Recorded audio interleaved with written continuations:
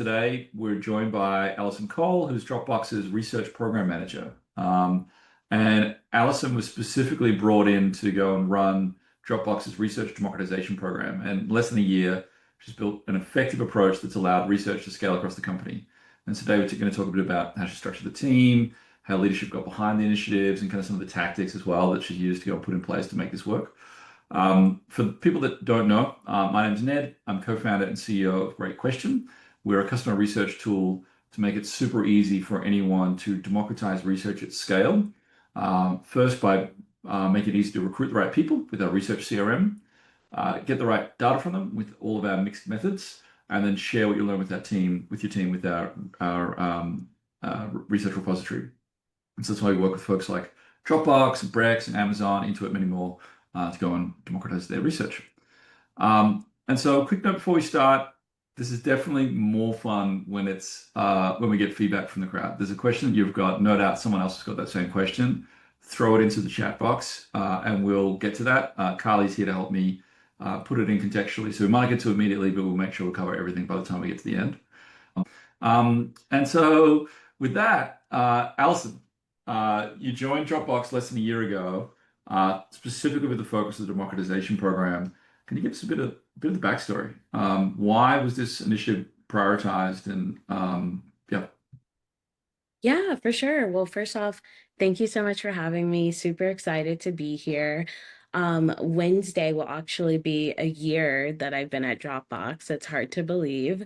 But yeah, I was specifically brought on to kind of grow and scale these types of programs due to my experience in being a researcher and also an ops person who relied on democratized programs. So my job was really to make people aware of these programs that Kevin, who's on the call, has built, and also had advocacy from the research manager and him to kind of make these programs a priority for Dropboxers, since customer centricity is at the root of our culture. So yeah, it was really my job to make people aware of these programs and also how to use them. So educate them on how to use them. So the easy part was done before I even got there. So my work was really listening cross-functionally to understand like what was working from designers, PMs. Those are mainly the people who would use these programs, and also understand the opportunities and how to make these programs more impactful. So it sounds like you didn't have to come in there and explain what democratization was or champion it. It was already going. It's just how do we make this more efficient? Exactly, exactly. Yeah. Yeah, great. Yeah, which was great because I feel like that Kevin and Maria, my managers, they really did that advocacy and they worked with leadership to kind of prioritize this initiative. And that's how Customer Coffee Chats was born and some of our other customer access programs. Awesome. And so, like, yeah, tell me more about then give me a shape of what the democratization program even means. Like, who's doing the research and that kind of stuff, and maybe the first steps you took in then trying to enhance what exists today when you joined. Yeah, for sure. So I would say that mainly the people who are not researchers who are doing the research is mainly designers.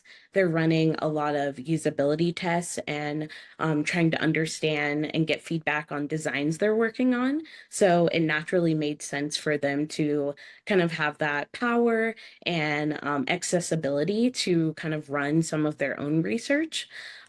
We also have PMs who are running their own research. Maybe they don't have a researcher supporting them specifically, so they kind of have to lean on these programs to do the research that they need.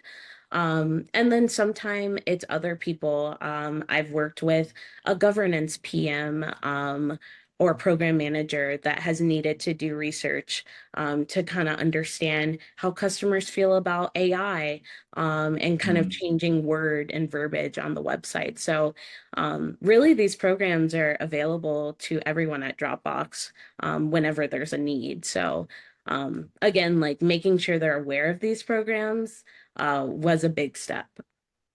Yeah, so you've got the program set up. People can go and access these tooling and technologies and trainings and things like that. And we'll go into a little bit more about what that is. Yeah. And you've got the support from the powers that be that we want to empower everyone to go and do this. But then there's also got to be a willingness. Like, what's the reaction from the people that you're providing these programs to? Yeah, that's a really good question. I would say first, like, again, people weren't really aware that these programs were in place. So people weren't aware what you could do with customer coffee chats. So every week we have sessions where anyone can sign up to talk to a customer.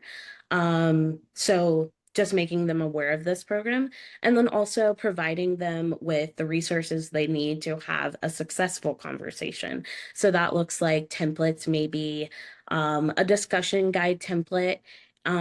Also consulting with them about maybe questions they would want to ask and how to ask them correctly, bringing their designs to these chats, and then also making sure that they have best practices for moderating and talking to customers. So, really, a lot goes into it. So, trainings, templates, all things that they would need to feel successful, as well as me being there to kind of coach them and also be like a sounding board for bouncing ideas off of, and providing that consultation and guidance.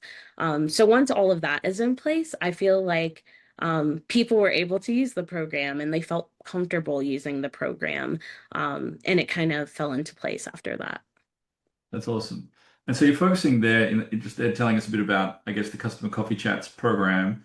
Um, but I think there's sounds like there's things outside of that that exist as well, right? There's other ways that you're democratizing, maybe other programs you're running or other ways that people can think about this. So maybe you can give us a broader picture about the program. Yeah, for sure. So, customer access programs is the broader umbrella that customer coffee chat sits underneath.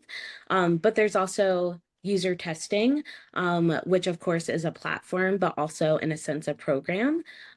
We at Dropbox have allowed everyone to have a seat, on user testing. So they're allowed to run tests and also kind of get feedback for multitudes of different work that they're working on.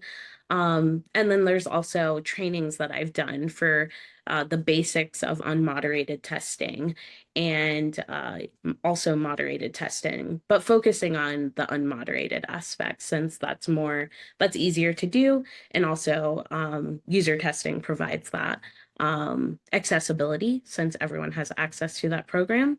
And then also office hours is a really big one that we've set up. So whenever a non-researcher kind of would like guidance or would like to do research, the first step is setting up office hours with me and also a researcher to kind of understand what that ask is and how to best serve them. So that kind of dictates if a researcher will take on that research or if they will be doing the research with my guidance. So those are kind of the three-pronged approaches to customer access programs. That's awesome. And so you're providing a lot of enablement type stuff there, which is great. Access and enablement tooling, training, office hours, all this kind of stuff, which is great. Sounds really time intensive. And also some people probably sounds a little scary as well. Right? It sounds risky that so maybe talk to me a little bit about maybe the guardrails and the governance side of things to make sure that, access is managed effectively. And then I'm going to come back to understand resourcing on this. Yeah, that's a really good question. So as I mentioned, I think the first step in kind of like the governance is the office hours. That's making sure that non-researchers aren't really going off and doing their own research without the research team or the res ops team knowing about it. So that's guardrail number one, just like ensuring that this research even needs to be done. What kind of research has already been done and providing them with those resources. And then also working with a researcher or myself to make sure that they're asking the most beneficial questions. They're not asking leading questions, so that research rigor is still in place when a non-researcher is doing it. And then next, when using tools like Great Question or user testing, having an approvals process in place. So making Mm. sure that myself or a researcher is looking at all of the tests before they're being launched to the public, just to ensure, again, making sure there's no leading questions, the study design is the best that it should be, and making sure that the test is actually going to be beneficial to what they're trying to learn.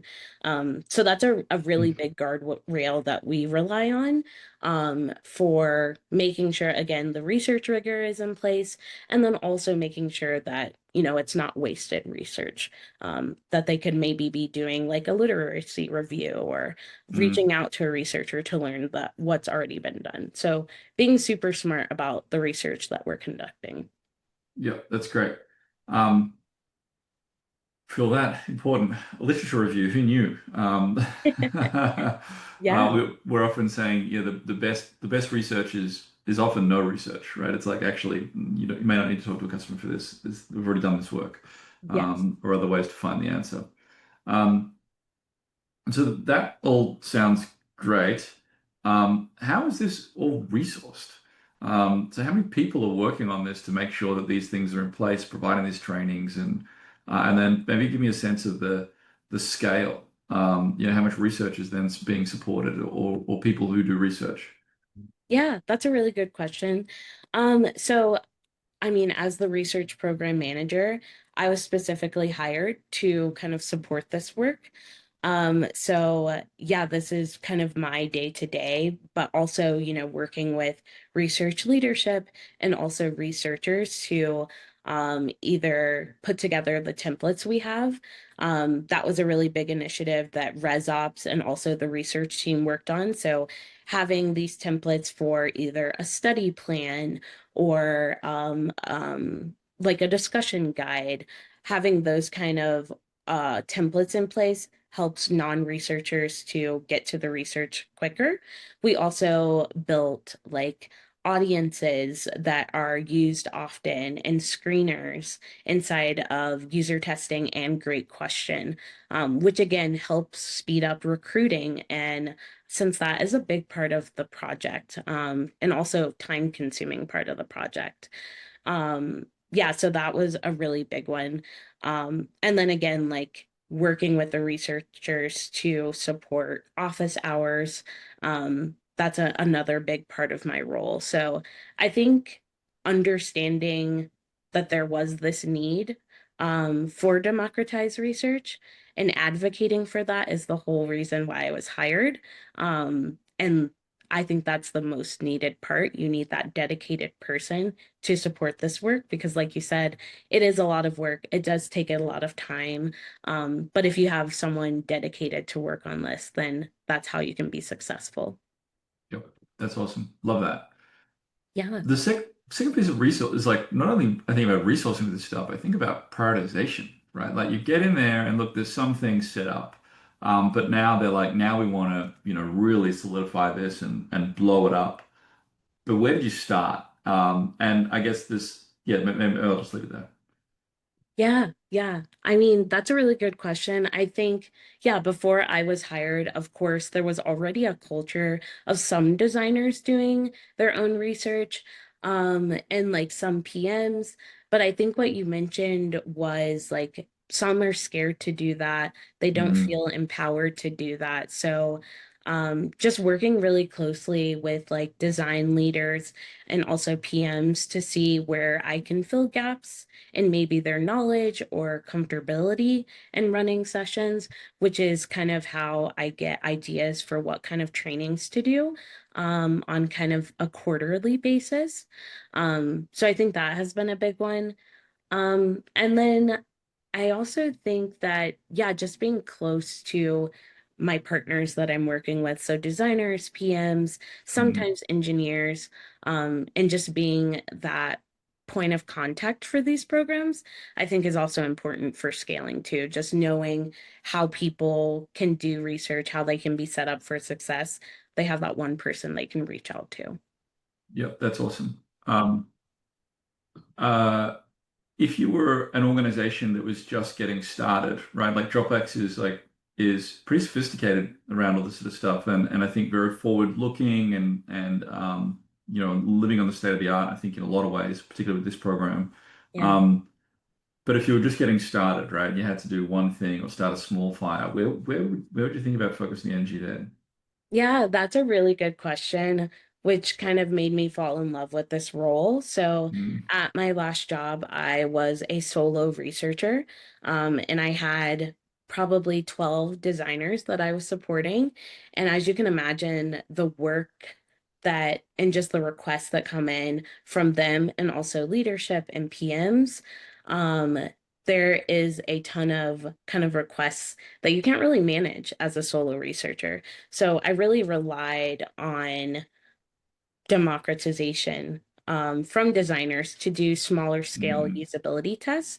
So I think the first step I took was education, just letting them know how to do that, setting up those templates, and then also getting them to a place where they feel comfortable to do that and they're proactively doing that. So I think that would be the first step for a smaller company, setting up, just getting the designers or PMs mm. to a better spot to lead unmoderated testing. Love Um, that. Yeah, yeah, and it feels relatively low risk. Keeps them close to the customer, keeps them iterating, unblocks them.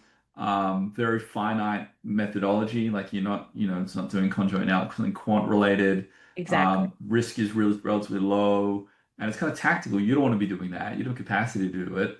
Love that. I think that's a great starting point. Yeah. I saw that Kevin put some really helpful things in the chat too. He said that we focused on tooling, which is definitely true. I think I've touched on this a bit. User testing, making that available to more people Mhm. at Dropbox allowed for kind of more people to do unmoderated testing. It wasn't confined to just the research team. So maybe that's an avenue that teams could take. Focusing on tooling, tools like Great Question is also great for that. Mhm. You're a tool that's built specifically for democratizing research. So yeah, tools I think is a great place to start as well. Love it. Appreciate the layup there, Kevin. Um, so what's not being democratized, right? Like, can I go and do anything in here? Can I get into Qualtrics and start ripping out conjoint analysis? Or, yeah, talk to me about that. Yeah, that's a really good question. You cannot do that, sadly. Um, Again, like I think that is something that researchers have expertise in, so that Hmm. kind of methodology and tool is going to stay within the research team. But great question, as well as user testing has like capabilities to do smaller scale surveys. So of course, like smaller, simpler surveys could definitely be in democratization. But yeah, I would say more strategic research, um, diary studies, Hmm. um, just more things that have a really high touch point, and they're tied to like company priorities. I would say those things are not democratized. Those are a little Hmm. bit more challenging for people who do research to do it.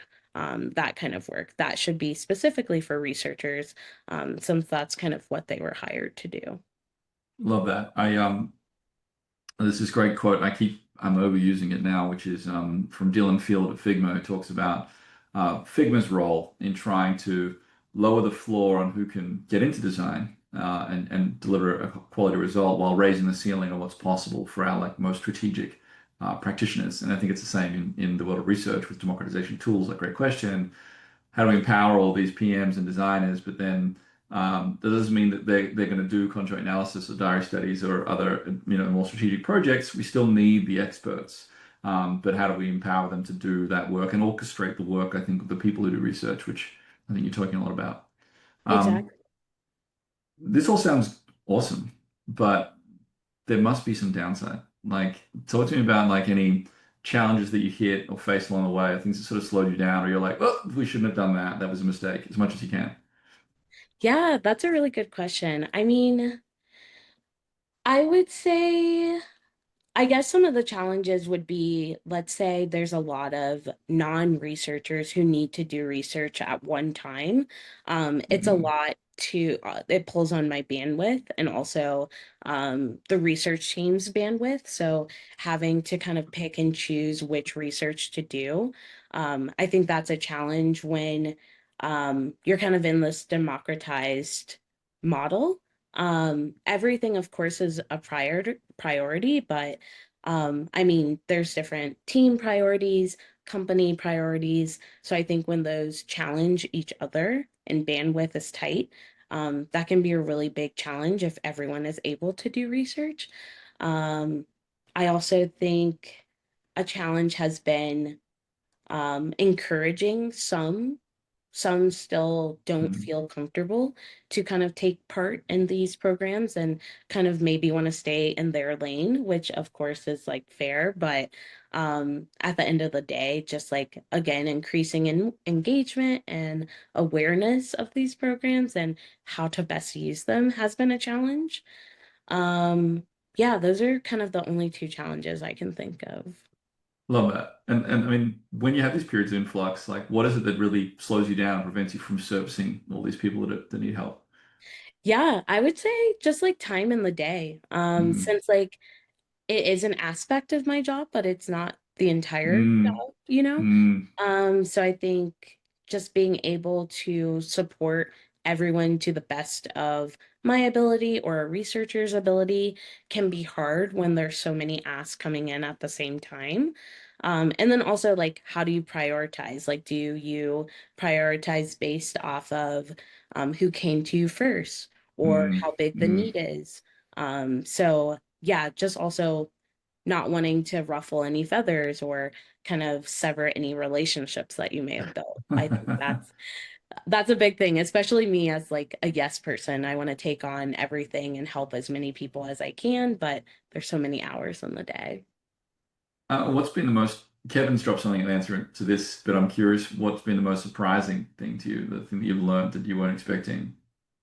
I would say the most surprising was supporting someone I would never thought to do research. So it really is a broad range of roles who are connected to understanding customers and their needs and opportunities. So supporting this governance program manager to kind of do research, and they've never done that, but they're being asked to do it was a huge surprise, but also a Mm, huge win. And I really enjoyed it. So just yeah, it's surprising how many different types of roles can do research. And just like learn from customers and make that a part of their job. I thought that was really cool. that's awesome. And yeah, I mean, just talked about that specific example, this governance project. The question is, what would happen if there wasn't a democratized project, right? Would they have thought to go and work with the research team, or would they have just made a decision, or would they have done some rogue research, or yeah, do you have a sense of what was the formal process prior to this? Yeah, that's a really good question. I think if this democratized approach was not in place, I think that they would have made a decision based off of their gut and not Mm, backed in customer insights.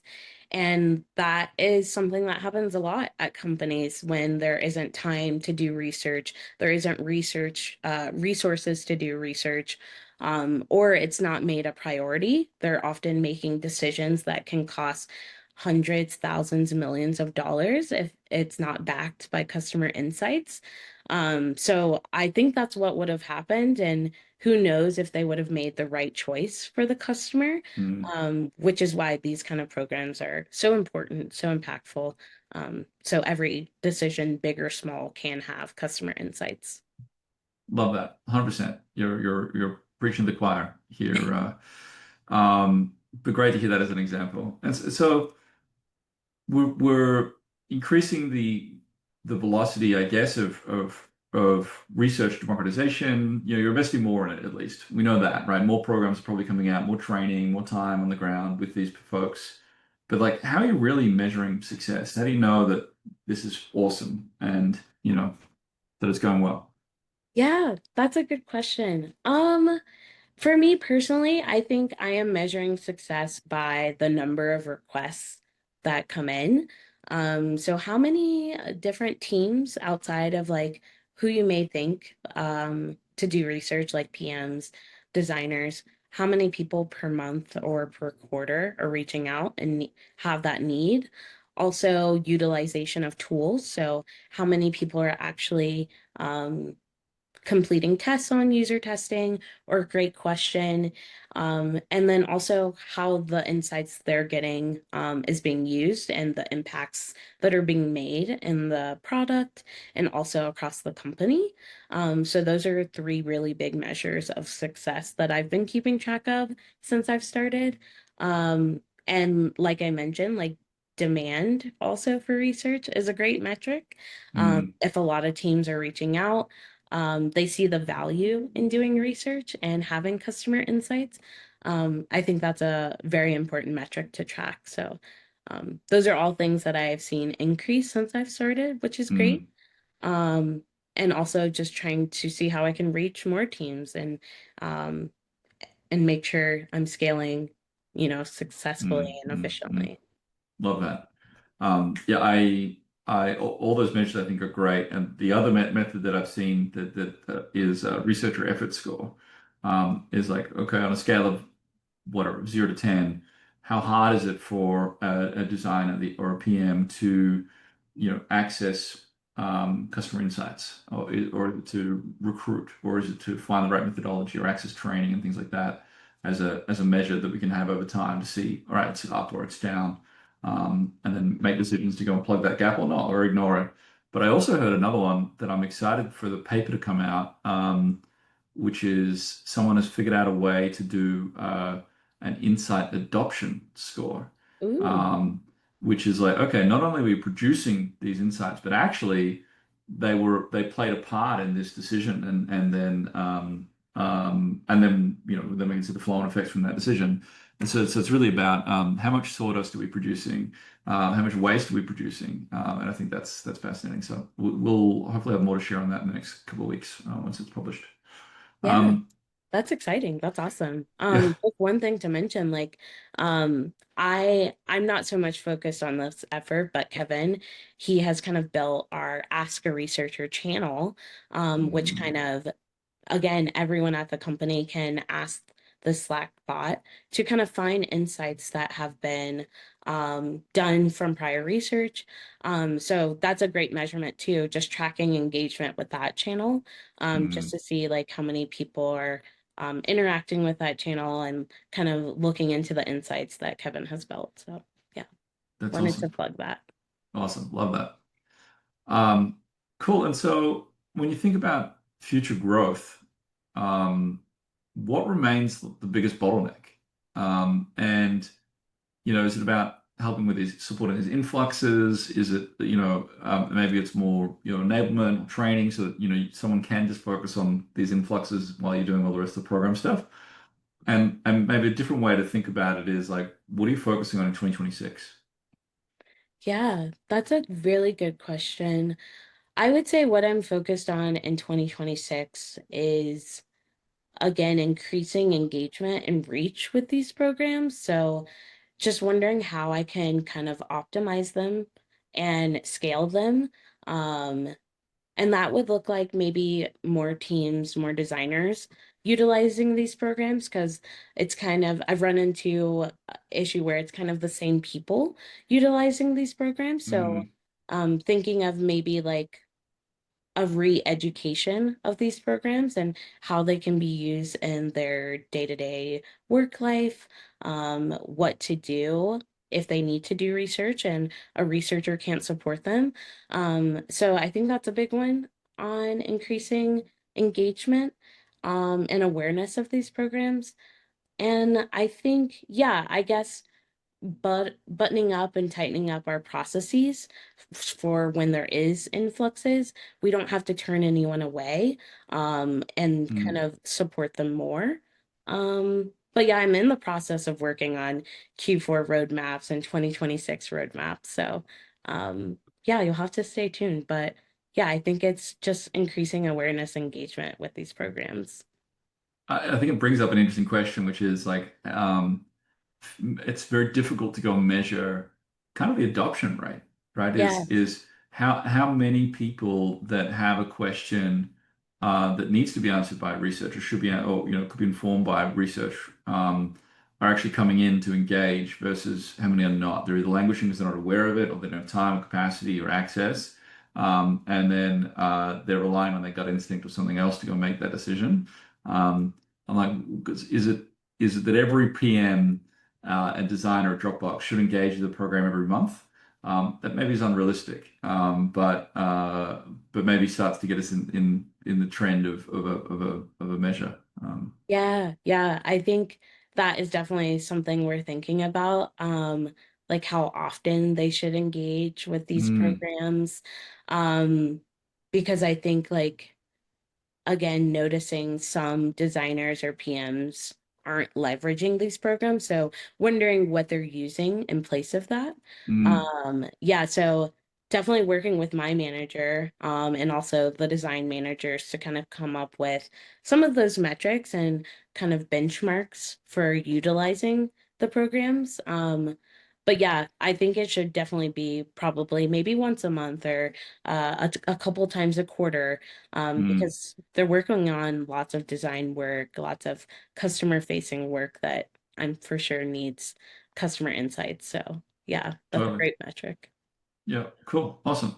I got a question from Patricia Costello in the chat. Since AI now surrounds us, for better or worse, how has AI played a role in your role? Maybe your role, and then separately to your role, because it's just part of what you do, is the democratization piece.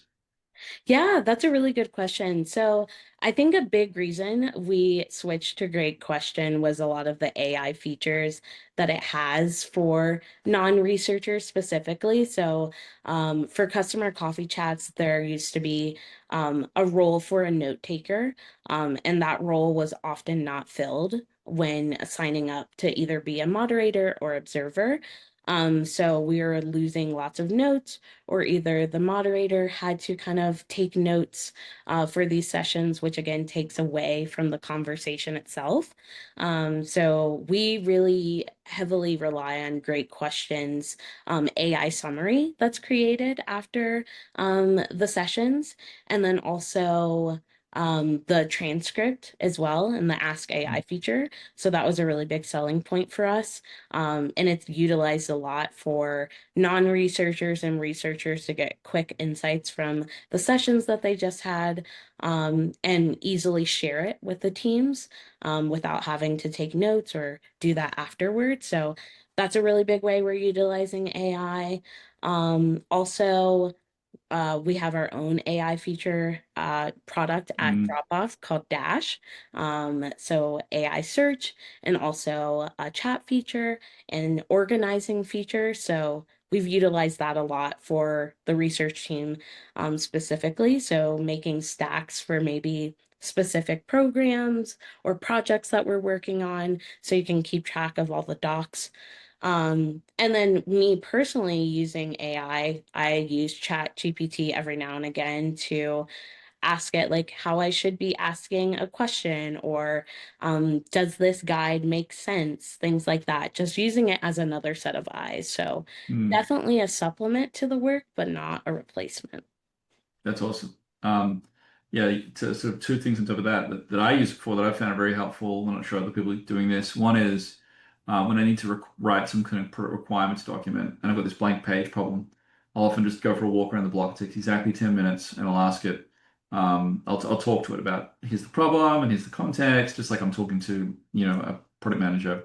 And then that helps me define it, but also then ask it, what am I getting wrong or what am I missing? What decisions I need to make? And that is getting me to a really good state for a draft PRD that then I can go and edit down. That I'm much better as an editor than I am as an originator, I think in that regard. And the second is we are doing a lot of usability testing on our a bunch of new AI features that we've got coming out, and taking the feedback that we get from those tests and putting them back into prototyping tools like Magic Patterns, like Lovable, like Alloy, and then that's then able to spit out new versions of those designs, taking the customer feedback and going and implementing it immediately.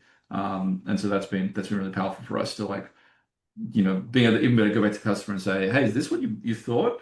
And do it in that same session, which is very powerful. Lots of stuff going on in the chat, which is great.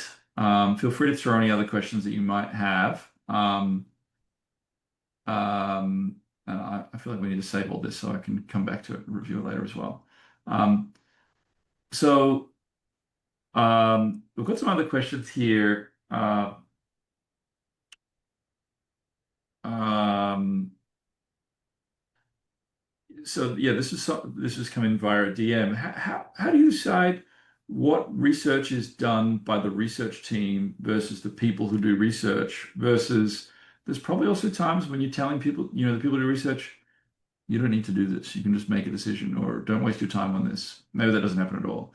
But yeah, um, how do you make that decision? And then how do you tell people why and how, and the reaction to that, right? Like, yeah, talk to me about that.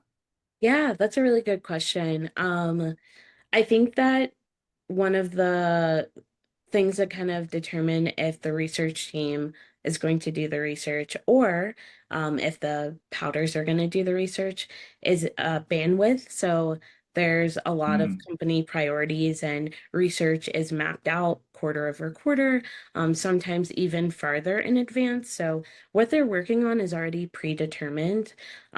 So it just really depends on if they have the room in their schedule to kind of prioritize or add on this research. Also, the type of research. So I mentioned that a lot of non-researchers focus on moderated testing, but sometimes they are doing like moderated usability testing. So it really determines like what it's based off of what the methodology is. So sometimes they are doing moderated, but it matters how complex it is. So if it's very complex or if it's more strategic in nature, then that's when a researcher would do it.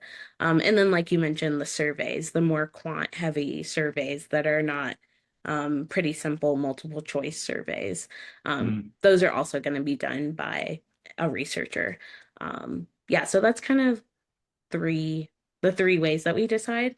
And then usually teams are pretty understandable about like if the research team is not able to do it or we're pushing them mm. to do it or pushing them to look at what's already been done.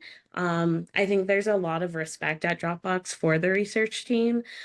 So in my year that I've been here, I haven't been kind of like disappointed anyone or they haven't taken it the wrong way if like a researcher isn't able to support them.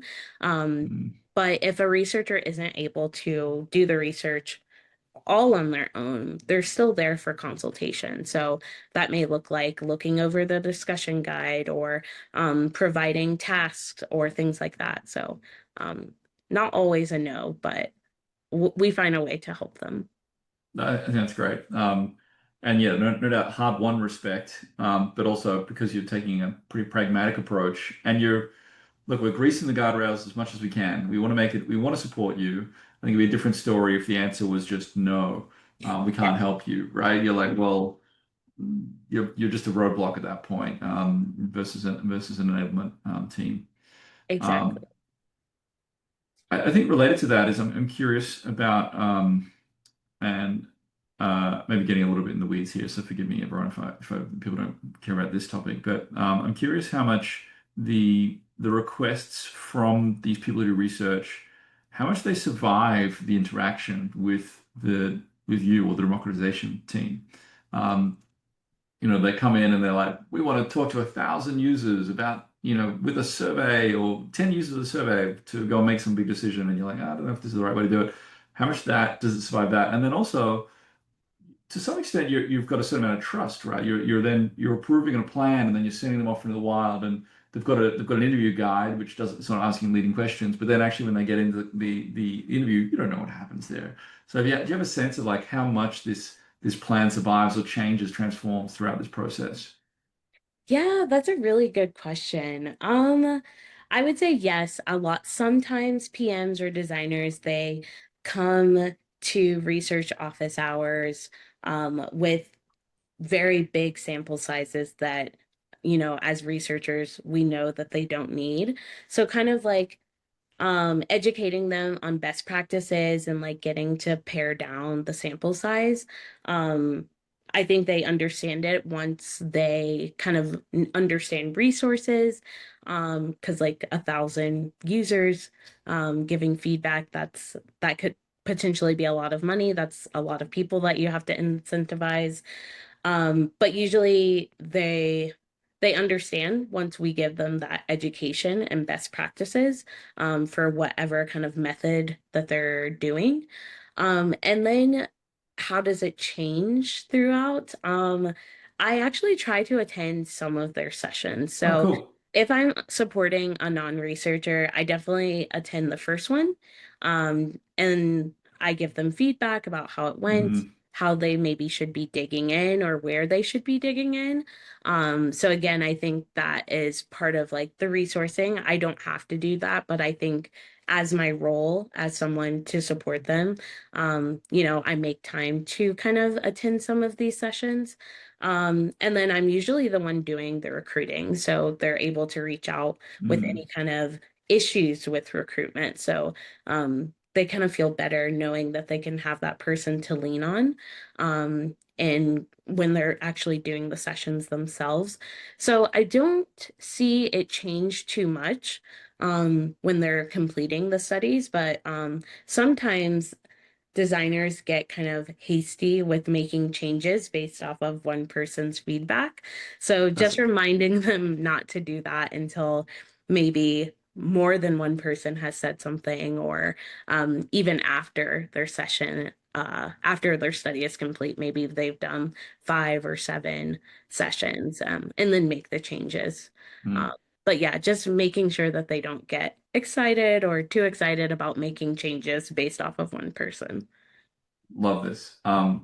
It's exciting for me, I think, for two reasons. One, this is a thing that I had, the program that I wish that I had 10 years ago. I wouldn't have started Great Question if we had been so more enabled to go and run research and be guided in the right direction. And that's all I wanted. I just wanted someone to look over my shoulder and guide me to say, hey, maybe stop asking so many leading questions, or trying to interview 1,000 users or 100 users or whatever we're trying to do at the time, crazy things like that. But I think the other part is you're building you're effectively creating this training ground for all these designers and PMs and marketers, whoever it is, this governance team, to get comfortable with research and bake it as a part of their process so that they are going to be more customer centric, no matter what they go and do next. Like as they rise up the ranks within the organization, that's fantastic. But also as they go out to other organizations, the alumni, and go and bring those skills upon them, and then theoretically level up and maybe some move into UX research roles, or they're able to increase the sophistication of the methodologies they're using in their analyses, which is also equally powerful. Um, okay. Well, this has been awesome. We're coming up to the end at the moment, unless anyone else has any last minute questions. Um, what? Oh, we've got a Paul. Okay. Um, I guess, is there any final things that you want to share about the democratization program that we haven't really touched on, or anything you want to share about? Maybe the penultimate question I had was around how these practices help to increase visibility and impact of research around the company. But yeah, anything else that you want to leave us with as we round out the webinar? Yeah, I think yeah, as we round out, again, thanks for having me. Thanks for listening to all of my insights. But yeah, I think the first step is definitely having that leadership buy-in. Um, Mm, Again, like that was already done before I got to Dropbox, which was crucial to the success of these programs.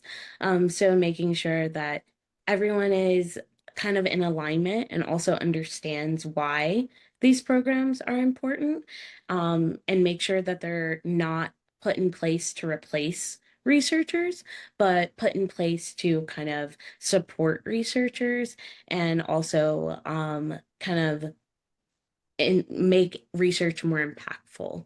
Mm, So again, researchers, they can't do all of the requests that are coming in. So this is a great way to kind of span the amount of research that's being done.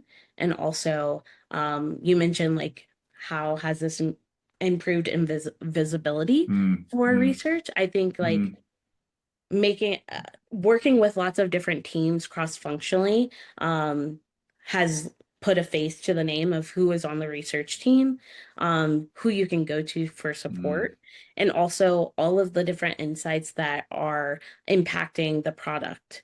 So I think the channel that Kevin has built, the Ask a Researcher channel, mm, that's a great way that the research that's being done has been visible to the whole company. Kevin and I also talked at an anchor week in front of our entire org about these programs, and putting research on the stage of what they're doing, you can mm, work with research.